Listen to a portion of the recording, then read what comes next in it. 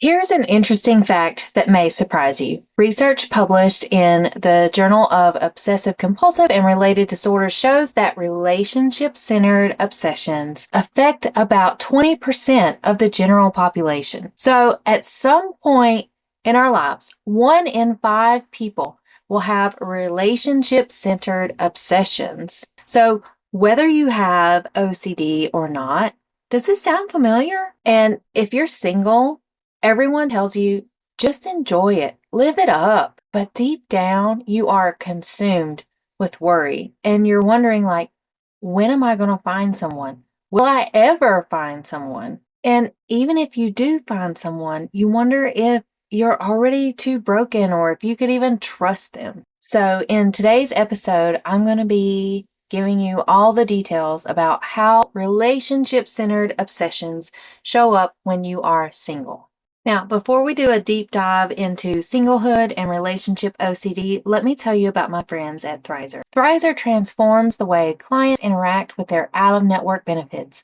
As you know, clients need to manually submit super bills for out-of-network sessions and wait months for reimbursement.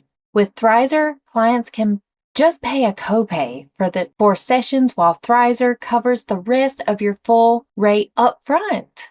They handle everything from verifying out-of-network benefits, submitting claims, to waiting for reimbursement on your behalf. In turn, Thrizer is an incredibly powerful tool for you and your practice to convert and retain private pay clients. You can try Thrizer completely for free with my link. Okay, so let's explore relationship OCD, like how it manifests in single life, why this matters, and what you can do about it. As a relationship OCD coach who has worked with many high-achieving women over the years, I've noticed a pattern. OCD doesn't stop with just hand-washing, organizing, or wanting things to be just right. Because OCD is a shape-shifting monster, and it turns into a beast for the things that you love and value. Relationships are a main feature. It's like such a main course for relationship obsessions that it just wreaks havoc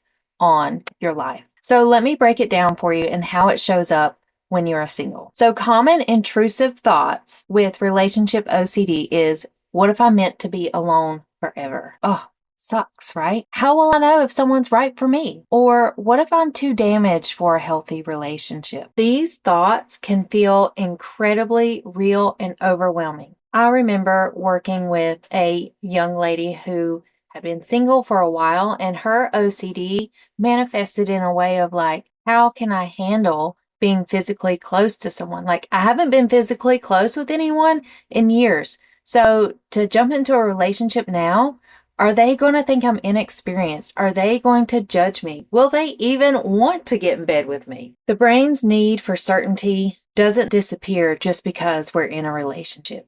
In fact, sometimes it gets louder. So next, let's talk about the common challenges with ROCD and being single. And oh my goodness, first of all, it's those dating apps, y'all. Like, I can imagine the stress you feel with the swipes and feeling like you're on a menu and you've got to make this first impression with someone digitally that you don't even know, and you don't know who's viewing your profile. You don't know if they're going to be a creeper whenever you show up for an actual date. So let's say you do take it to the next level with this conversation and you are chatting with a person, you're meeting up for the date, but you are so overwhelmed with anxiety. Like, am I wearing the right thing? What do we talk about? What if they ask me how many sexual partners I've been with? Will they judge me? Like, right? Like, there's so many questions a woman is debating and contemplating on, like that the relationship feels like a bundle of stress before it even gets started. And all of those what if questions just create spiral after spiral after spiral.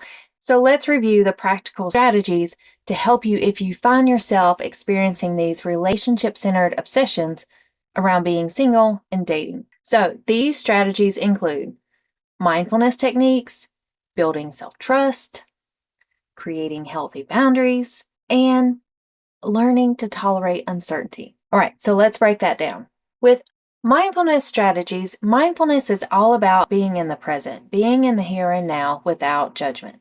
So if you were to break it down kind of simply, think about it as being aware. And when you are aware through this mindfulness lens, you are accepting that the anxiety will be there. And honestly, if you're experiencing the anxiety, it can feel very confusing to excitement because of all the adrenaline and dopamine and feelings, endorphins, rather, that you're getting. The other part of being aware is just observing these feelings without judgment. Also, I encourage you to move through the moment and act as if the anxiety is walking alongside you, but it's not in you or with you or influencing you in some negative way.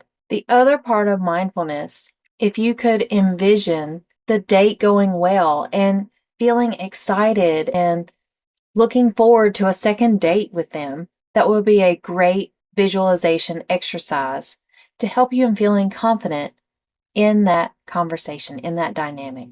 Another part of mindfulness is making value-based decisions. So list out your core relationship values and rate your decisions based upon those values. So kind of rank order.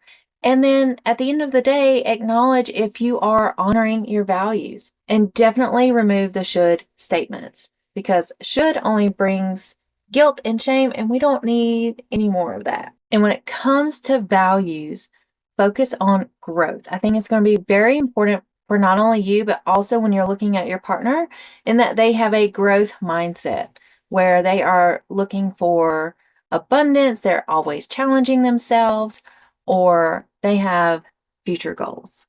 And definitely, I encourage you to avoid the perfectionism. Okay, so key point. Just because you don't feel the sparks flying on the first date doesn't mean that this relationship couldn't work out for you in the long run. So just keep that in mind. So essentially have an open mind as you're doing this dating experience.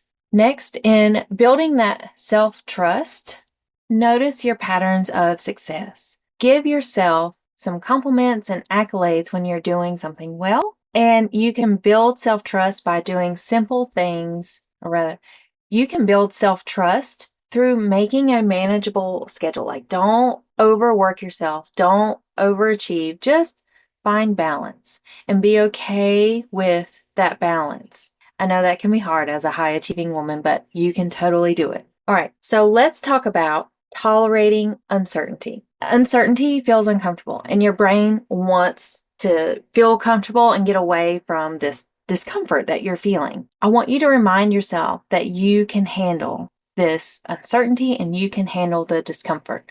So just because it feels uncomfortable, it doesn't mean it's dangerous or that you should be avoiding this thing or that this isn't something that could still be good for you. So basically, even if it feels off or just very anxiety driven, as long as you're following your values, let the values guide you.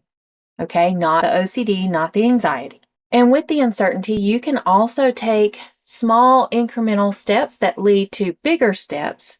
So the first step might be just creating a dating profile. Because ladies, I know some of you are afraid to even get out there because of all these what if questions, but I encourage you, maybe get a friend to help you. And it just starts with the profile, or at least going and socializing in a way that connects you with other people. Like, for example, I like the Meetups app. I think it's wonderful in helping connect people with one another. Like, it's a great way to use social media. So at least go and check out the resources. And then the next step would be to start matching with people. And then next, it's starting to talk with people. Then once we're talking with people, then we are deciding on the first date. And I encourage you, just for safety, and I don't blame you, like, meet in a public place the first time. And so essentially, when you're dealing with the uncertainty, start small and build up gradually. And it's okay to let the other person know, like, hey, I'm only comfortable meeting, at this particular restaurant or at this coffee shop. Essentially, what you will be doing is you are gradually expanding your comfort zone. And remember, you've got this, you can do it. All right. So overall, I want you to emphasize progress over perfection, highlight your small wins, build your evidence for things that are going well, and it's okay to have setbacks and just normalize that. And finally, if you enjoyed today's episode, please subscribe and leave a 5-star review. Totally enjoyed bringing this message to you, and I hope to see you back here next week where I'm going to be talking about the power of vulnerability in relationships. So, all right, take care. Bye.